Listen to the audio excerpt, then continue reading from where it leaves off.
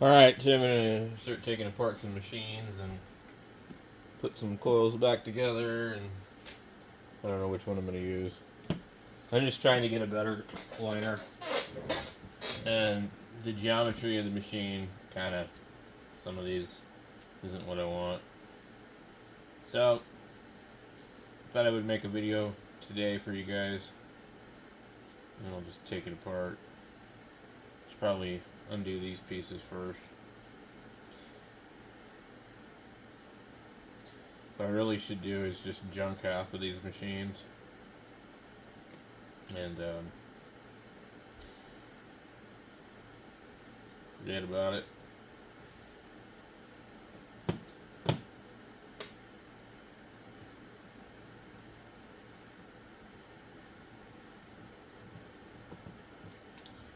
Trying to get this thing to come off of here, it doesn't want to. Oh, and I wish I could get a cheap solution for good coils, but I can't.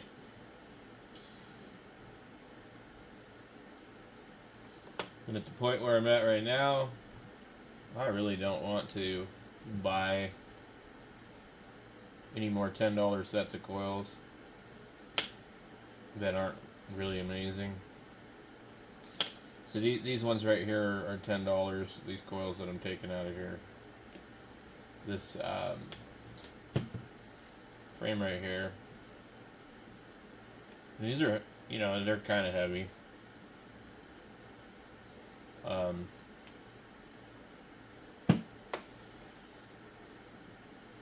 But so I don't know what. Damn it! I don't know what this is made out of. Probably aluminum or something. And then yeah, the brass hardware is kind of nice. I don't like this notchy looking stuff. I like smooth, but so this is basically an okay frame, but it's really just set up to be a shader. And I don't need no damn shaders. My theory is you can shade with a shitty liner, but you can't line with a shitty shader. Okay? So these coils here cost about $10, and they're on Amazon. And they're probably worth it. I don't like to have a light machine. I don't care about the weight. But I'm also not going to be tattooing for 8 hours a day. But anyway, I prefer a machine like this, but set up for being a liner. I don't know what these were originally intended to be. You get machines like this, where you can at least move this back. That helps a lot. Problem with the machine like this one, I thought this was a good shape, but it's not compatible with full-size coils. So you're stuck with a short coil. And, you can only put so much wire on a short coil. So, I've got a few that are like that.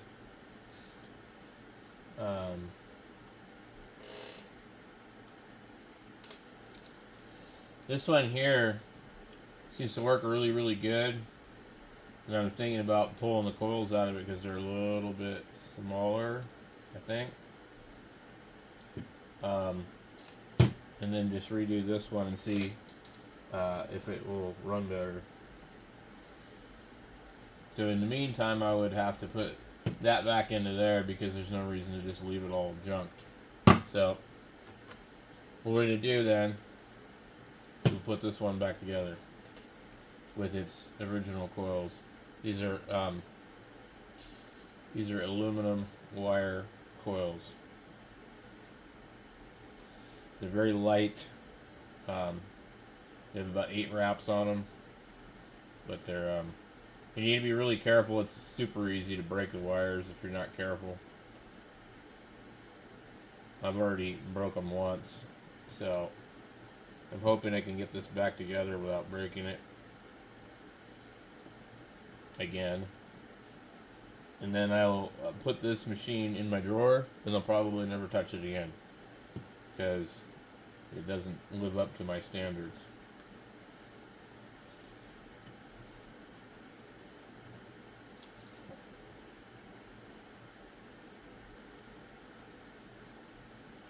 But I had originally bought this and another one. They were $20 for the set. And I thought it was a good deal at the time because I thought that they would be,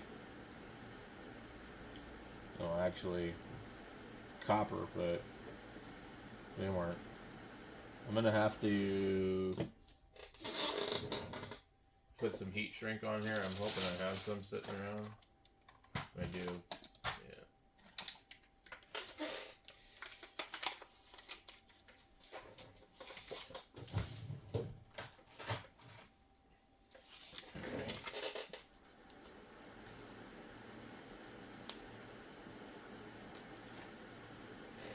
It's just too easy to have a problem.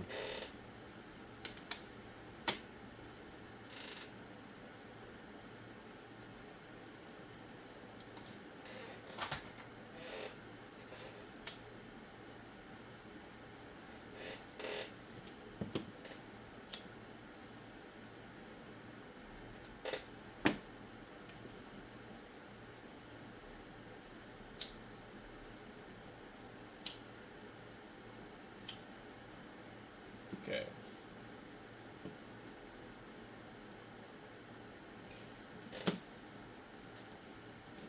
So I'm not sure how this was before, but I probably should get my yoke in here first.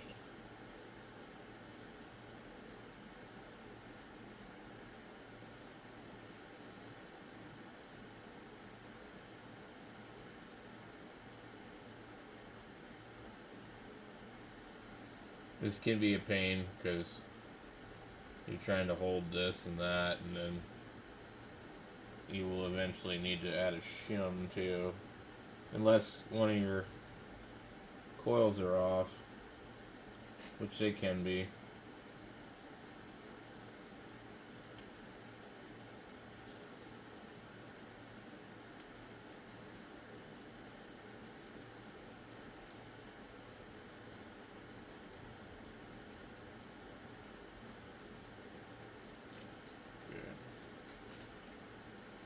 I'm going to just go ahead and add the shim now because it's unlikely that it's not going to need it.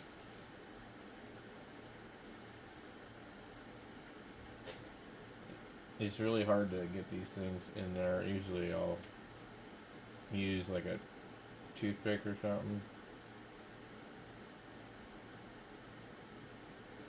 What's happening right now is my Allen wrench is magnetic and it's trying to stick to it.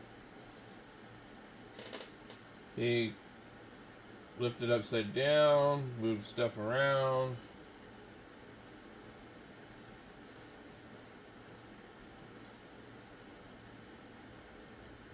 And then my yoke moved on me.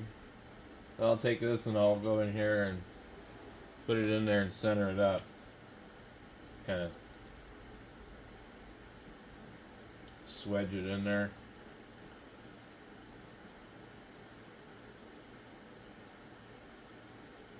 That way I can have it lined up pretty close. And then just try and make sure everything else looks like it's going to be okay. And make sure you're looking to see where the wires are going to be. Be sure we're not putting stress or pressure on any of the wires.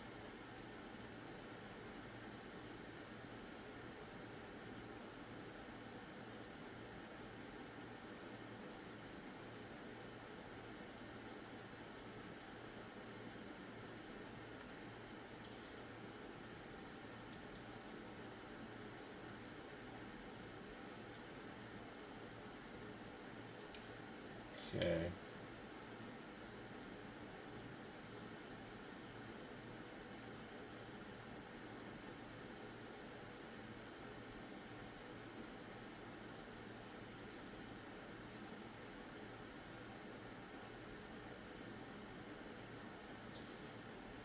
Now, if I was going to probably use this a little bit more, I'd probably go ahead and, I don't like where that wire is. I'd probably go ahead and change the capacitor, but I don't think this machine will easily be a good shader from what I can, or a good liner from what I can see. I'm trying to pull this wire down here.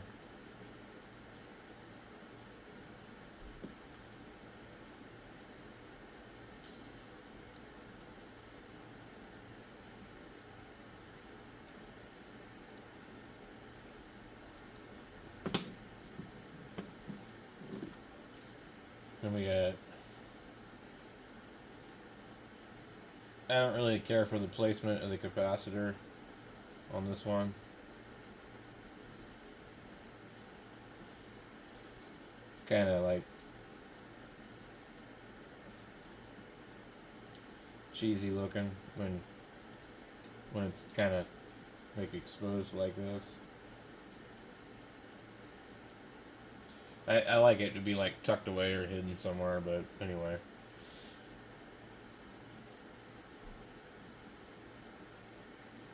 Can't win them all.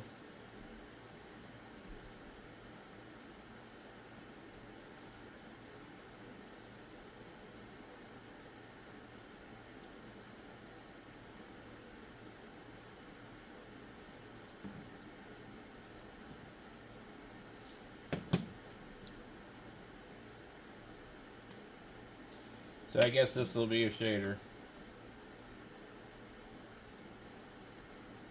And then, I'm not sure if this was the armature bar that came with it or not. I guess it probably was.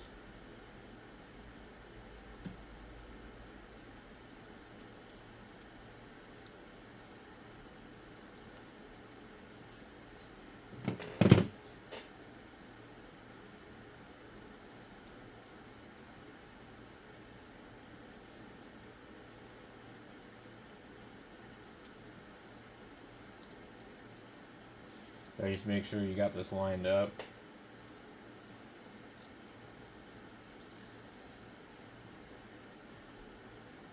And then, like in that position right here, it could be a liner possibly, but I've just seen that this one doesn't want to run right. So to tighten up my coils.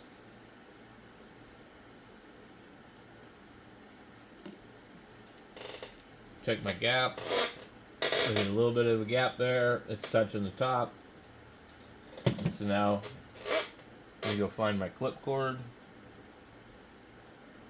Let's see.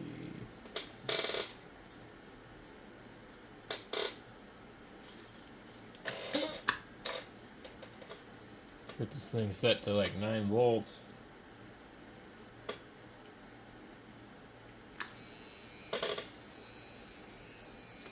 Right now it's running like it doesn't have a capacitor. See that spark?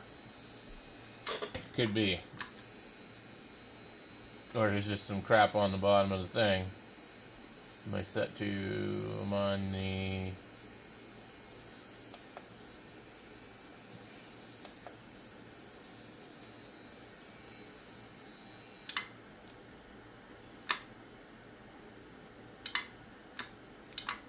see it's a huge gap. It won't start at 8 volts.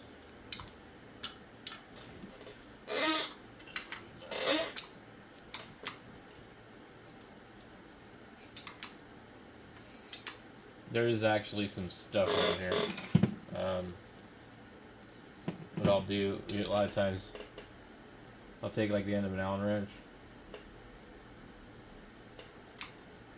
Let's go ahead and clean it off anyway.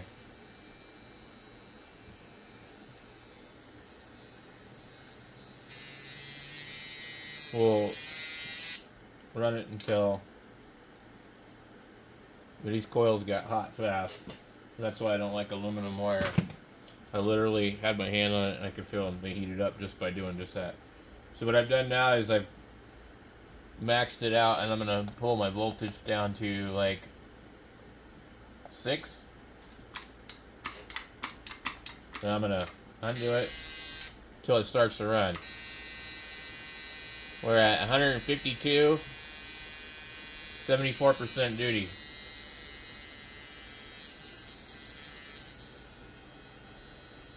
We're at 130, 60. Now if I just keep backing it off, it will eventually stop at some point. Yeah. You can see how big that gap is. That's just because it was bouncing back and forth. It's not even touching. The machine wouldn't even run at that.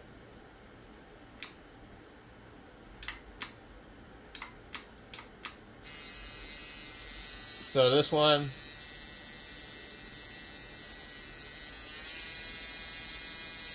it's funny how it really wants to go fast.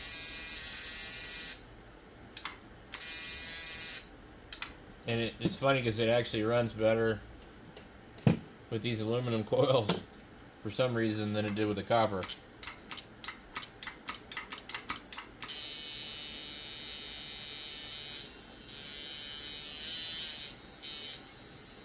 I'm trying to find like the sweet spot.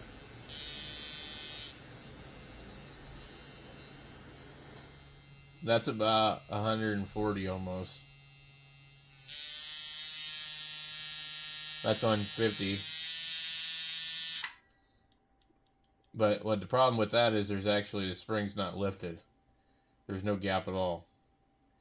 So the way to put this thing right now, this front spring is kind of soft. I've got it right here. I'm going to just go ahead and set it. That's about a nickel. And it's funny because it doesn't want to start at 6 volts. So it's just kind of like, I don't really care for aluminum coils for these reasons. Another thing too is I know that there's too much tension in the back spring because my duty is really high. So we just go like that, pull it down a few times. Probably too much. And then put it back.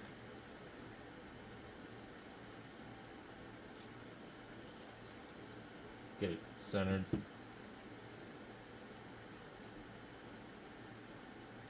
Okay. See now that it runs because it has less tension. So now where our duty is too low. It's at 43 and we're running 108 cycles or hertz.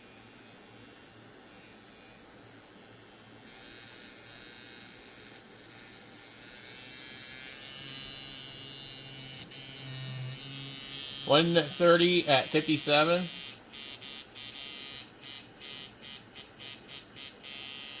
It's got a decent hit, I guess, to it. Maybe not enough.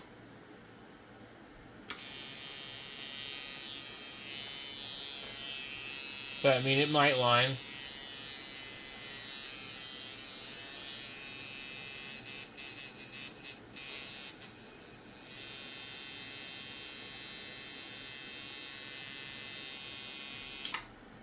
It is acting kind of funky, like there's no capacitor. I wonder if the wire somehow broke.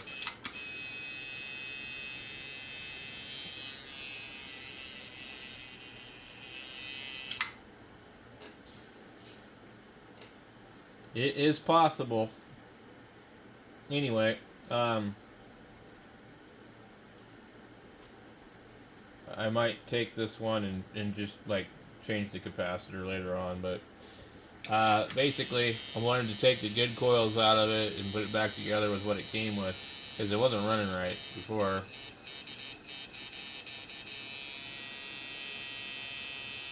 So that might work.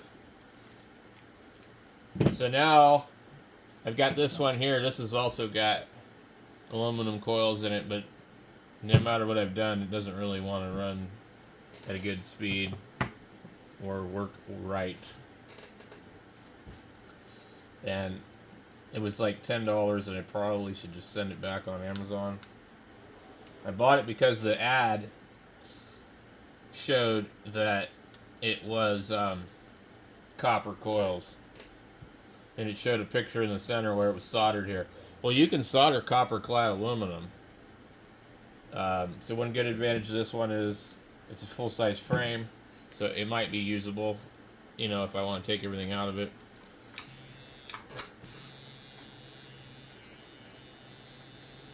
And I've actually got it running at 130 with about a 60% duty.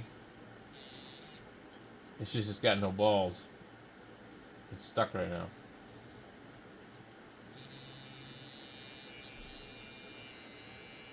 So it won't run at 6 volts.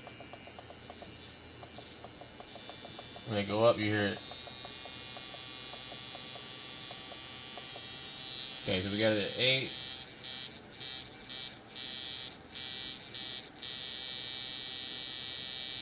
$53, 127 duty.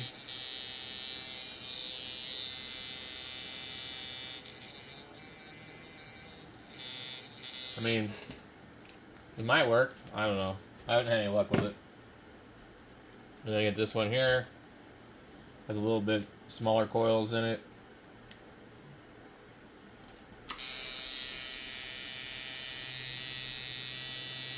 $126 at 50, and it is literally pounding at 8 volts. It's like, you gotta turn that way down.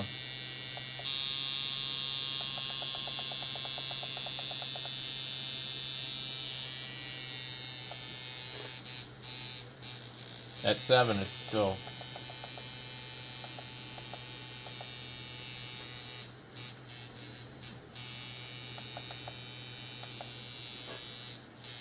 Like this one, even at 6 volts, hits pretty good.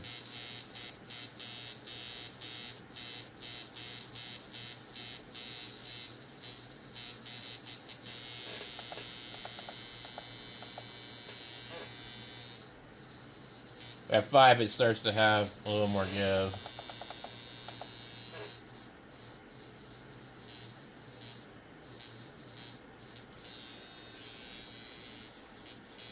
So, anyway, that's what I'm up to today. I'm pulling stuff apart. I want to get these Puma Spalding clones running right. I've got one for shader. And, yeah, I don't know. And then I've got my frame that was supposed to be magnetic that wasn't magnetic, and I had to put 2 yokes in it to run short coils. So, yeah, I don't know. So anyway, we'll play around with some of these other ones and try and see if they run better. A lot of these I have, like, these are short coils, these are short coils, these are short coils, short coils. So really, I could take a whole bunch of them out of here and just throw them out of the equation because they're all short coils. And so, you know, you can't do anything with that.